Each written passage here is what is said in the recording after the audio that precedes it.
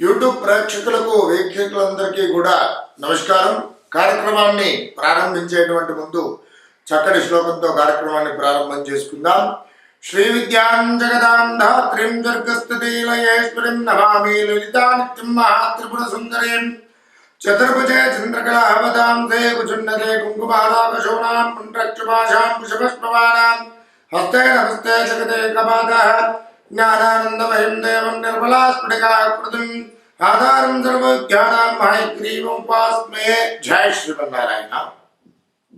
మరి ఈరోజు ముఖ్యమైనటువంటి విషయాలలో భాగంగా ద్వాదశ రాశుల వారు ఏమిటి, ముఖ్యంగా శత్రు బాధలు తొలగిపోవడానికి, అలాగే శత్రువులు వారి మరి అభివృద్ధి చెందకుండా ఉండడానికి, అలాగే శత్రు నాశనం కావడానికి, అలాగే మనం జీవితంలో అనుకున్నటువంటి విషయాల రీత్యా మంచి అభివృద్ధి చెందడానికి ద్వాదశ రాశుల వారు ఏ దేవత ఆరాధన చేసుకుంటే, ఏ పరిహారాలు చేసుకుంటే, మరి ఏ హోమాలు చేసుకుంటే వీరికి బాగుగా ఉంటుంది అనేటువంటిది ఈ వీడియోలో తెలుసుకుందాం.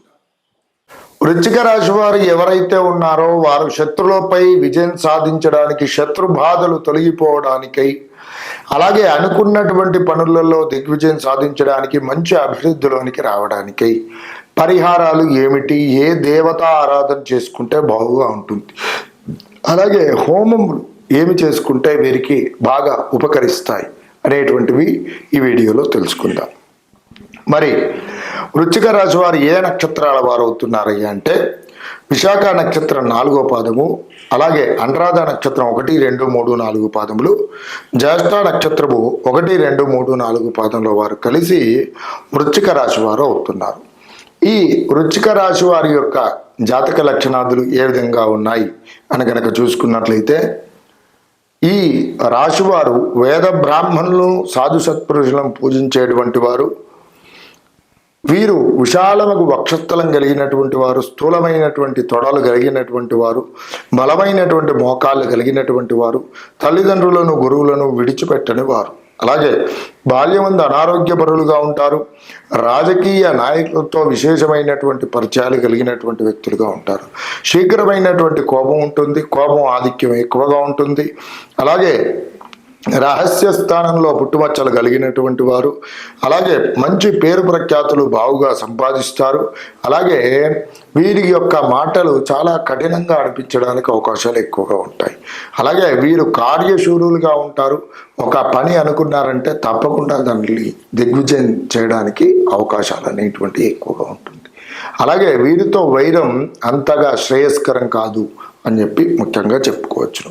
ఇవి వృశ్చిక రాశి వారి యొక్క జాతక లక్షణాలు. వృశ్చిక రాశి వారు మరి శత్రువులపై విజయం సాధించడానికి, శత్రు బాధలు తొలగిపోవడానికి, మంచి అభివృద్ధిలోనికి రావడానికి వృశ్చిక రాశీనాథుడైనటువంటి కుజుడి యొక్క అనుగ్రహం తప్పకుండా ఉండాల్సిందే. కాబట్టి ఏమిటి, వీరు ప్రతి నిత్యము కూడా ముఖ్యంగా కుజగ్రహ ధ్యాన శ్లోకాన్ని పఠించడం ఉత్తమోత్తమైనటువంటిది. అలాగే మంగళవారం రోజున వీరు ముఖ్యంగా కుజగ్రహ ఆరాధన చేసుకోవడం ఉత్తమం. అలాగే మంగళవారం రోజున ఎరుపు రంగు గల వస్త్రములు, అలాగే వాటితో పాటుగా కేజింపావు ఏమిటి కందులు బ్రాహ్మణోత్తముడికి దానం చేయండి.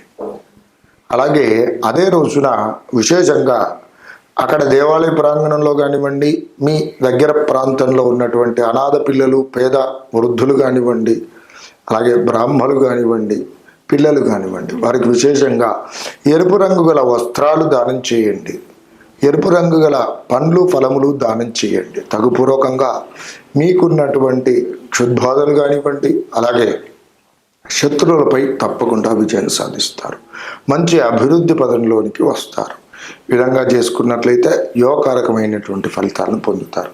అలాగే ఏదైనా ఒక మంగళవారం రోజున దేవాలయ ప్రాంగణంలో అన్నప్రసాద వితరణ చేయండి, తగ్గుపూర్వకంగా మంచి ఉత్తమోత్తమైనటువంటి ఫలితాలను పొందుతారు. ఇక వృశ్చిక రాశి వారు ఏ దేవీ దేవత ఆరాధన చేసుకున్నట్లయితే బాగుగా ఉంటుంది అని కనుక చూసుకున్నట్లయితే ముఖ్యంగా వీరు సుబ్రహ్మణ్య స్వామి వారి యొక్క ఆరాధన, దుర్గా అమ్మవారి యొక్క ఆరాధన విశేషమైనటువంటి చక్కటి ఫలితాలను ఇస్తాయి. అలాగే మరి మంగళవారం రోజున అల్లము, వెల్లుల్లి, ఉల్లిపాయలు లేకుండా శాకాహార భోజనం చేసుకుంటూ నియమం పాటించడము, అలాగే మీ యొక్క పూజా మందిరంలో సుబ్రహ్మణ్యేశ్వర స్వామి కానివ్వండి, దుర్గా అమ్మవారి యొక్క విగ్రహం కానివ్వండి ఉన్నట్లయితే చక్కగా అభిషేకం చేసుకొని మరి షోడశోపచార పూజ నిర్వహించి, అమ్మవారైతే విశేషంగా కుంకుమార్చన చేయడం, సుబ్రహ్మణ్యేశ్వర స్వామి వారైతే చక్కగా అష్టోత్తర శతనామాలతో మరి పుష్పాలతో స్వామివారికి అర్చించడం పూర్వకంగా ధూపదీప నైవేద్యములు నివేదన చేయడం, ఎర్రటి పళ్ళు నివేదన చేయడం పూర్వకంగా శత్రువులపై చక్కటి విజయాన్ని అనేటువంటి సాధిస్తారు. అలాగే దుర్గా సూక్తం వినడం కానివ్వండి, అలాగే మరి అమ్మవారి యొక్క మూల మంత్రం కనుక ఉపాసన ఉన్నట్లయితే అమ్మవారి యొక్క మూలమంత్రాన్ని పఠించడం, అలాగే సుబ్రహ్మణ్యేశ్వర స్వామి వారి యొక్క మరి ఆరాధన చేసుకోవడం, స్వామివారి యొక్క స్తోత్ర పారాయణం, దుర్గా స్తోత్ర పారాయణం కూడా విశేషమైనటువంటి చక్కటి ఫలితాలను తప్పకుండా ఇస్తుంది. అలాగే మంగళవారం రోజున విశేషంగా మీ ఇంట్లో దుర్గా సూక్త పారాయణం కానివ్వండి, అలాగే మరి సుబ్రహ్మణ్య స్తోత్ర పారాయణం కానివ్వండి చేపించి ఇంట్లో అన్న సంతర్పణ కార్యక్రమం నిర్వహించండి. అలాగే వాటితో పాటుగా ఇక హోమ ప్రక్రియలలో భాగంగా కనుక చూసుకున్నట్లయితే సుబ్రహ్మణ్యేశ్వర స్వామి వారి యొక్క మూలమంత్ర హోమము, అలాగే దుర్గా సప్తశతి పారాయణం కూడా చాలా చక్కటి ఫలితాలను ఇస్తుంది. దాంతో పూర్వకంగా దుర్గా సప్తశతి హోమము లేదంటే చండీ నవార్ణ మూలమంత్ర హోమం కానివ్వండి చేపించినట్లయితే మీ ఇంట్లో శత్రువుల బాధ తొలగిపోతుంది. అలాగే శత్రువులపై విజయం సాధిస్తారు. అనుకున్నటువంటి పనులలో తప్పకుండా దిగ్విజయం సాధించి మంచి అభివృద్ధి పదంలోనికి రావడానికి అవకాశాలు చాలా ఎక్కువగా ఉంటాయి. అలాగే ఆ హోమం జరిపించినటువంటి రోజున తప్పకుండా అన్నప్రసాద వితరణ చేయండి. అలాగే బ్రాహ్మణోత్తములకు విశేషంగా దాన ధర్మాదులు చేయండి. అలాగే బ్రాహ్మణోత్తములతో పాటుగా ఎవరైతే క్షుద్బాధతో బాధపడుతున్నారో పేదలు కానివ్వండి, వృద్ధులు కానివ్వండి, వారికి వస్త్రదానము, ఫలదానం అనేటువంటి చేయండి. అలాగే అన్నప్రసాద వితరణ చేయండి. అలాగే ఇక మీరు వృశ్చిక రాశి వారు ఎవరైతే ఉన్నారో సుబ్రహ్మణ్యేశ్వర స్వామి వారి యొక్క లాకెట్ కానివ్వండి, దుర్గా అమ్మవారి యొక్క లాకెట్ కానివ్వండి మెడలో ధరించండి.